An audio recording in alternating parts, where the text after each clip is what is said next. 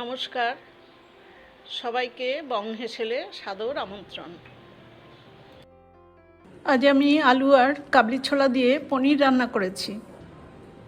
সম্পূর্ণ নিরামিষ এই রান্না। দেখুন, গরম ভাত, রুটি, লুচি, পরোটা, ফ্রাইড রাইস, পোলাও সব কিছুর সাথেই খুব ভালো লাগে।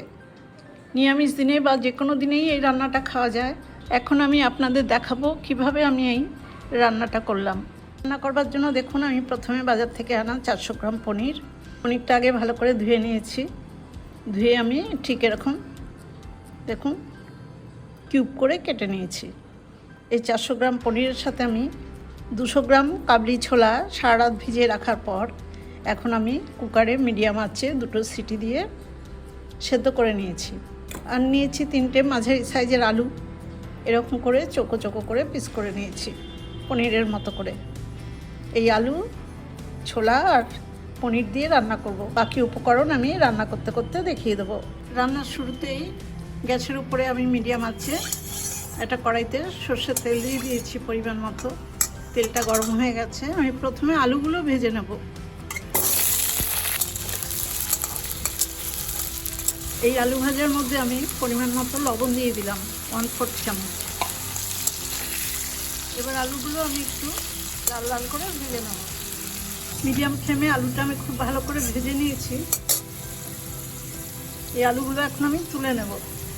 আলু ভাজা তুলে নেওয়ার পরে যেই তেলটা আছে সেই তেলে আমি এবার পনিরের টুকরোগুলোও ভেজে নেব।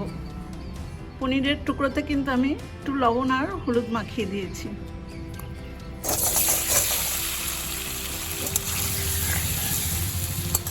তিন চার মিনিট সময় নিয়ে আমি মিডিয়াম ফ্লেমে পনিরটা খুব ভালো করে ভেজে নিলাম। এই পনিরটাও এখন আমি নামিয়ে নেব। পনির ভাজাটা নামিয়ে নেওয়ার পরে আমি কড়াইতে আবার সর্ষের তেল দিয়ে দিয়েছি। এখানে 3 টেবিল চামচ সর্ষের তেল আছে। তেলটা গরম হয়ে গেছে। আমি 2টো তেজপাতা দিলাম ফোড়নে, আর 1/4 চামচ গোটা জিরে।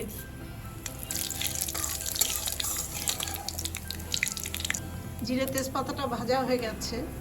আমি আরও একটা ফোড়ন দিচ্ছি, 1/2 চামচ মতো কসুরি মেথি। এটা বেশিক্ষণ ভাজলে তেতো হয়ে যাবে।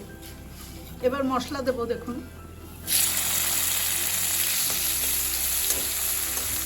1 চামচ গুঁড়ো হলুদ দিয়েছি জলে ভেজানো, আর 2 চামচ বাটা মশলা। বাটিটা ধুয়ে একটু জল দিয়ে দিলাম।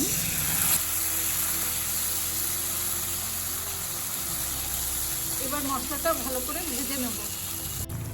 লো টু মিডিয়াম আছে মশলাটা 2 মিনিট মতো ভেজে নিলাম। এবার 1/2 চামচ লবণ দিলাম, আর 2টো মিডিয়াম সাইজের টমেটো গ্রেট করে রেখেছি, সেই টমেটো বাটাটাও দিয়ে দেবো। এখন ফ্লেমটা মিডিয়াম করে দিলাম, দিয়ে খুব ভালো করে টমেটোটাকে ভেজে নেব।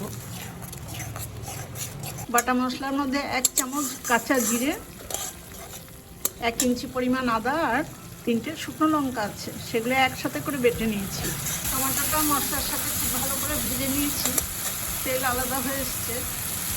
এবার আমার সেদ্ধ করে রাখা কাবলি ছোলাগুলো দিয়ে দেবো।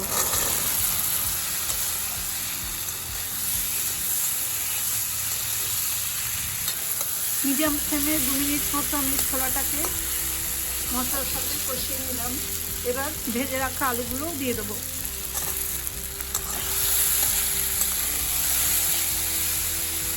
আলু আর ছোলা আবার দেখুন একটু কষিয়ে নিলাম। এই রান্নাতে কিন্তু কষানোর ব্যাপারটা ভীষণ কাজে লাগে। যে কোনো রান্নায় একটু ভালো করে কষালে অনেকটাই টেস্টি হয়। এবার পাশের রান্নারে আমার গরম জল আছে, সেই গরম জল পরিমাণ মতো দেব।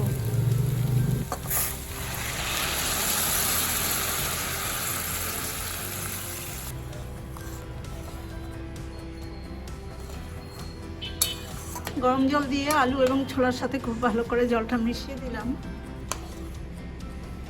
এবার আলু সেদ্ধ হওয়া অবধি একটু ফুটিয়ে নেব। প্রায় 3-4 মিনিট সময় ধরে আমি ভালো করে রান্নাটা ফুটিয়ে নিলাম। আলুগুলো সেদ্ধ হয়ে গেছে ভালো। দেখুন, একদমই নরম হয়ে গলে গেছে। এখন আমি ভেজে রাখা পনিরগুলোও দিয়ে দেবো।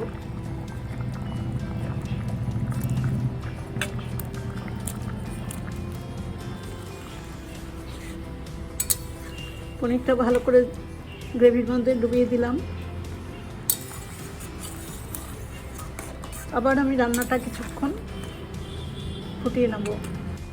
পনির দেওয়ার পরে আবার লো টু মিডিয়াম আঁচে আমি 3-4 মিনিট ফুটিয়ে নিলাম। এবার চিনির বদলে আমি 3টে সুগার ফ্রি ট্যাবলেট দিলাম একটু মিষ্টি হওয়ার জন্য। রান্নার পরিমাণটা একটু বেশি আছে, এই জন্য 3টে ট্যাবলেট দিয়েছি। আমি আলু, ছোলা এবং পনির সবই সম পরিমাণে দিয়েছি। এই রান্নাটা আসলে রুটি, পরোটা, লুচি সব কিছুর সাথেই ভালো লাগে, তাতে একটু ছোলাটা বেশি হলে খারাপ লাগে না। এবার দেখুন 1 চামচ গরম মশলা বাটা, সেই বাটাটা একটু জলে গুলে নিয়েছি, সেই বাটাটাও দিয়ে দেবো।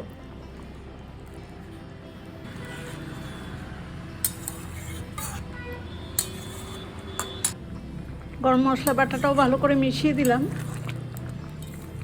আমার রান্নাটা প্রায় হয়ে গেছে। এখন আমি সবশেষে 1 চামচ গাওয়া ঘি দিয়ে দেবো।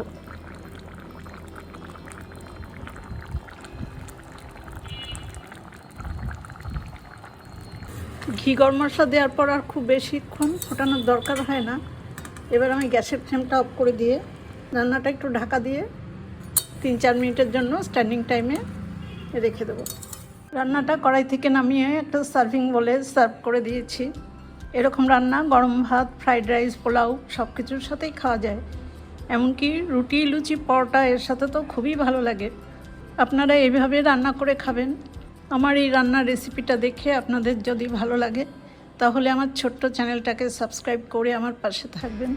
বেল আইকনটাও প্রেস করে দেবেন, লাইক করবেন, শেয়ার করবেন আর কমেন্টস করে জানাবেন কেমন হলো। সবাই খুব ভালো থাকবেন, সুস্থ থাকবেন। ধন্যবাদ।